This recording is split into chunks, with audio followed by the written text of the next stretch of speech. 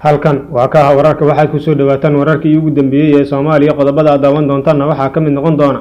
beesha caalamka oo soo dhaweysay shirkii bishii la soo dhaafay ka dhacay magaalada Muqdisho madaxweyne ku-xigeenka dawlad goboleedka Hirshabeelle oo sheegay in beledweyne aysan ka dhici doonin doorashada xildhibaanada haddii aan la helin hal arrin golaha midowga musharaxiinta madaxweynaha Soomaaliya oo shacabka Soomaaliyeed ka dalbaday in madaxweyne Farmaajo uusan mar dambe isu soo sharaxin ra'iisul wasaaraha Itoobiya oo shaaciyay xeelad kale oo kooxda TPLF laga qabsan karo magaalada Makalle qodobadaas oo faahfaahsan ayaa daawan doontaan haddii ay tahay markii kuugu horeysay aad soo booqato subscribe inoo saar YouTube-ka muuqaalkana like saar asxaabtaadana u share galay si saaxiibo wanaagsan oo adiga kula mid aan u yeelano waagaag haddii aynu ku bilowno saaxiibada beesha caalamka ee Soomaaliya ayaa sheegay inay soo dhaweynayaan shirkii golaha wadatashiga qaran ee Muqdisho ka dhacay 29 bishii la soo dhaafay kaas oo laga soo saaray go'aano ay kamid yihiin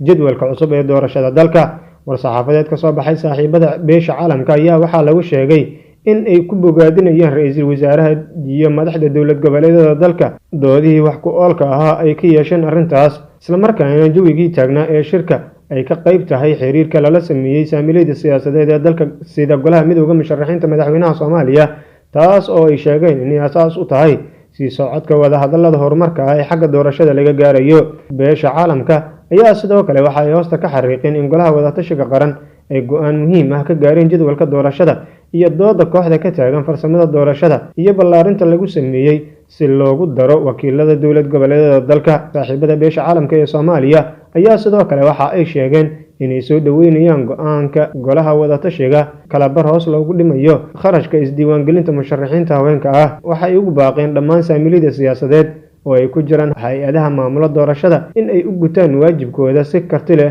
oo mas'uuliyad iyo bini'aadanimo ay ku dheehan tahay waxa ay sidoo kale ay sheegeen inay ku qanacsan yihiin in hanaan doorasho degdeg ah oo nabdoon isla markaana hufan Soomaaliya ay ka caawin doonto ku laabashada dhabaha xasiloonida iyo barwaaqada ayaa lagu yiri qoraalka ka soo baxay wakiilada beesha caalamka war-saxaafadeedkan ayaa si wada jir ah waxa uu soo saaray howlgalka midowga Afrika ee AMISOM ee Soomaaliya Belgium Canada Shiinaha Denmark Djibouti Masar Ethiopia midowga Yurub Finland Faransiiska Jarmalka urur goboleedka IGAD Ireland Talyaaniga Japan Kenya ururka jaamacadda Carabta Holland Norway Qatar Ruushka Sudan Sweden Switzerland Turkey Uganda boqortooyada midowga Britain dawladda Mareykanka iyo qaramada midoobay oo aad ula socota xaaladda guud ee dalka saaxiibada beesha caalamka ee Soomaaliya aad ka taageeraha u siiyay ayaa muddooyinkii ugu dambeeyay waxa ay soo saarayeen qoraallo isdaba joog ah oo u badan canaan ay u jeedinayaan madaxweynaha muddaxileedkiisa dhamaaday ee Soomaaliya Maxamed Cabdullaahi Farmaajo wakiilada beesha caalamka ee jooga Soomaaliya ayaa hadda iyagu waxay korjoogto ka yihiin doorashada la filayo in dhawaan ay ka dhacdo gudaha waddanka Soomaaliya iyagoo muddooyinkii ugu dambeeyay baaqyo kala duwan u dirayay golaha midowga musharaxiinta madaxweynaha Soomaaliya iyo madaxweynaha muddaxileedkiisa dhamaaday ee Soomaaliya Maxamed Cabdullaahi Farmaajo beesha caalamka ee Soomaaliya ku taageera amniga iyo dhaqaalaha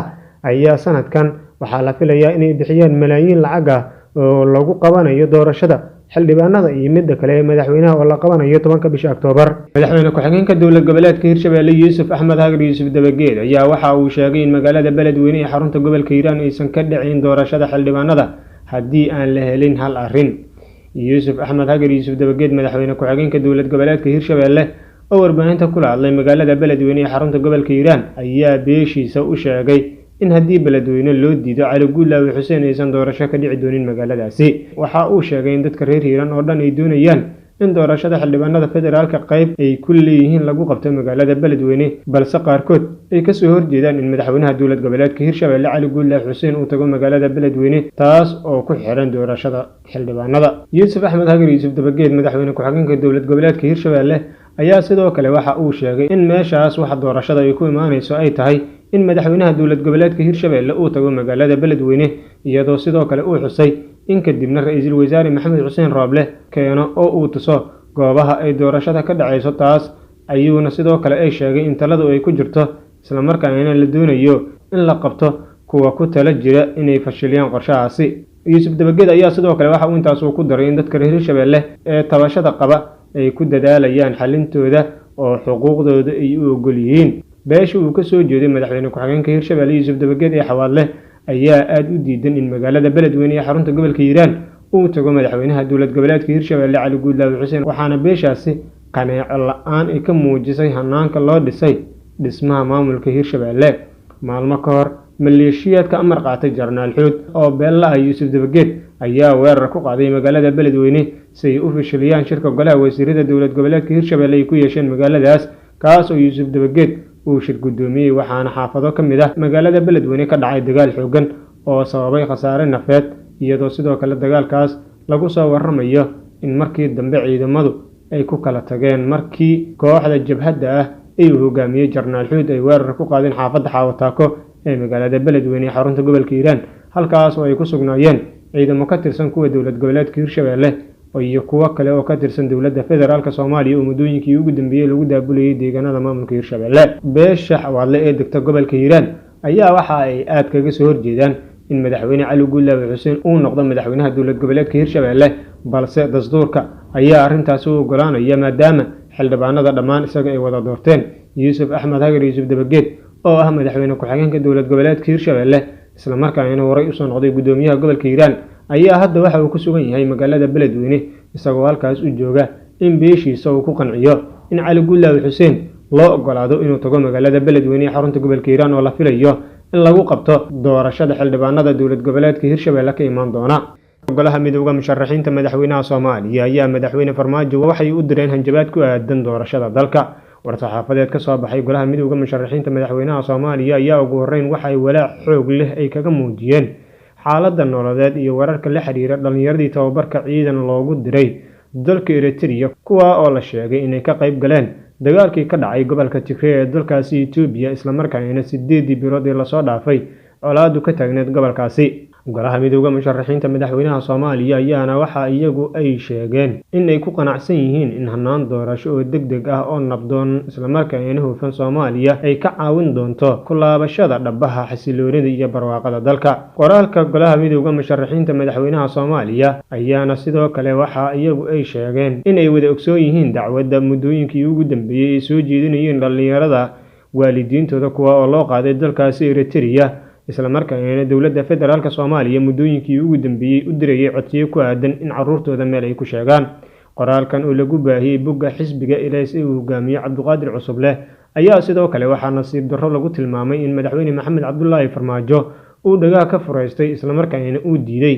in shacabka Soomaaliyeed uu ka jaahil bixiyo eedeymahaas loo jeedinayo dowladda federaalka Soomaaliya, maadaama amar iyagu ka soo baxay loogu qaaday dalkaasi Eritrea isla markaana marka hore lagu qalday in loo qaadayo dalka Qatar, balse laga dejiyay magaalada Asmara ee dalkaasi Eritrea, sidoo kale laga qayb galiyay dagaalkii ka dhacay gobolka Tigray oo weli colaad xooggan ay ka jirto. arrinta kale ee golaha midowga musharaxiinta madaxweynaha Soomaaliya ay ka walaacsan yihiin ayaa waxa ay tahay in dacwadii soo badanaysay muddooyinkii ugu dambeeyay iyo barnaamijyadii ku aadan arrintaas uu ra'iisul wasaare Maxamed Xuseen Rooble u magacaabay guddi loo wada arkay magacyaal oo ay ku jiraan dadkii mas'uulka ka ahaa maamulka iyo siyaasadda ciidamadaas loogu diray dalkaasi Eritrea, waxayna sidoo kale ay sheegeen in aysan waxba ka dhihin arrintaas, cadeymuhuna ay soo kordhayaan muddooyinkii ugu dambeeyay, gaar ahaan markii ciidamada Tigray ay dib u qabsadeen magaalada Makalle. ugu dambeyn golaha midowga musharaxiinta madaxweynaha Soomaaliya ayaa war-saxaafadeedkooda shacabka Soomaaliyeed waxa ay kaga dalbadeen in madaxweyne Maxamed Cabdullaahi Farmaajo ay ku eedeeyaan fashil iyo ku tagrifal awoodeed ayna ka hor istaagaan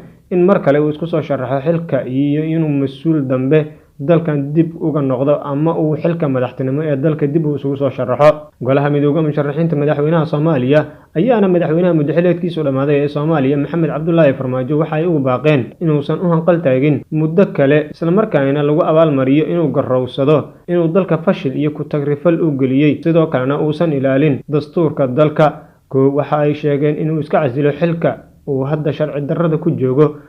sidoo kale waxa ay sheegeen in ummadda Soomaaliyeed ay ka hor istaagto inuu u tartamo xilka madaxtinimo mar kale. sidoo kale marka saddexaad ayaa golaha midowga musharaxiinta madaxweynaha Soomaaliya waxa ay sheegeen in madaxweyne Maxamed Cabdullaahi Farmaajo laga mamnuuco inuu mas'uuliyad heer qaran ah mar dambe ka qabto gudaha dalka Soomaaliya. waryaalkooda ayayna sidaas ku soo gabangabeeyeen golaha midowga musharaxiinta madaxweynaha Soomaaliya. midowga musharaxiinta madaxweynaha Soomaaliya ayaa muddooyinkii ugu dambeeyay dhaliilo kala duwan waxay u jeedinayeen madaxweynaha muddaxileedkiisu dhamaaday ee Soomaaliya Maxamed Cabdullaahi Farmaajo, waxaana madaxweynuhu dhowr jeer ay ku eedeeyeen in qaab sharci darro ah uu ku fadhiyo filla Soomaaliya maadaama muddaxileedkiisii kol hore uu ilaaday. golaha midowga musharaxiinta madaxweynaha Soomaaliya ayaana hadda waxaa siyaasad ahaan ay yihiin kuwo aan la dhacsanayn madaxweyne Maxamed Cabdullaahi Farmaajo, kaas oo isagu markii uu dhamaaday muddaxileedkiisa ilaa iyo hadda fadhiya filla Soomaaliya.